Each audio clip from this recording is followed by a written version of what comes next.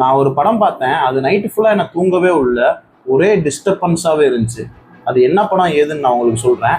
அதுக்கு முன்னாடி நம்ம சேனல் இப்போ தான் பார்க்குறீங்க அப்படின்னா என்ன ஒரு ஃபாலோ அண்ட் சப்ஸ்கிரைப் பண்ணிக்கோங்க. கப்புள் ஃப்ரெண்ட்லி அப்படின்னு ஒரு படம் பார்த்தேன். ஆக்சுவலி இந்த படம் ஒரு தெலுங்கு படம். ஆனால் தெலுங்கு படம் மாதிரியே இருக்காது. ஃபுல் அண்ட் ஃபுல் வந்து நம்ம சென்னையிலையும் திருச்சியில் மட்டும்தான் எடுத்திருக்காங்க.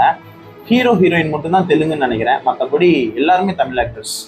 யோகி பாபு, அப்புறமேட்டு வைபவ் இருக்காருல்ல, அவர் அண்ணன், அவங்க எல்லாமே நடிச்சிருக்காங்க. ஃபுல்லாமே அது ஒரு தமிழ் படம் பார்க்குற ஃபீல் தான் இந்த படம் உங்களுக்கு கொடுக்கும்.